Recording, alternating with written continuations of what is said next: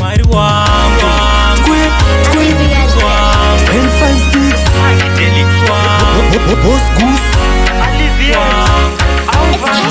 kana ndikati woi woi wo ndibatsire kutenda, kana ndikati woi woi wo ndibatsire kutenda.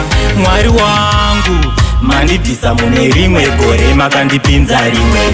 Mwari wangu aiwa kutenda handigone asi mandipa mumwe mukana wekurarama baba.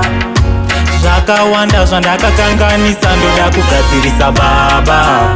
Gore rineta ndigone ndoda mafuta edenga kuti ini ndimazore ndimime gaba sine denga wandinopa glory.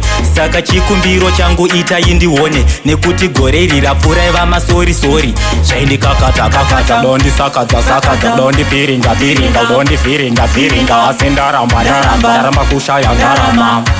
Onanana Mwari wangu mandibvisa mune rimwe gore makandipinza rimwe. Mwari wangu aiwa kutenda handigone asi mandipa mumwe mukana wekurarama baba. Zvakawanda zvandakakanganisa ndoda kugadzirisa baba.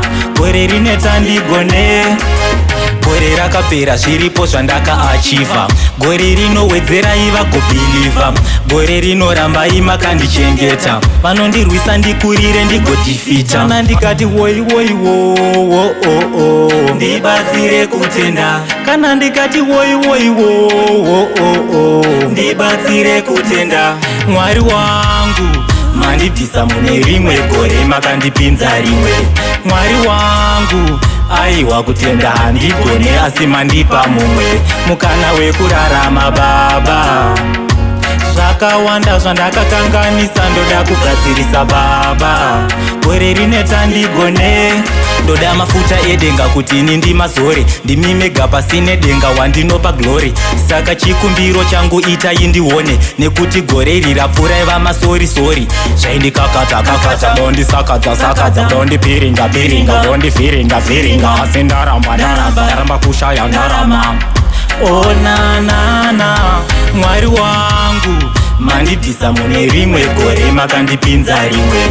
Mwari wangu aiwa kutenda handigone asi mandipa mumwe mukana wekurarama baba. Zvakawanda zvandakakanganisa ndoda kugadzirisa baba. Gore rineta ndigone. Mwari wangu Mwari wangu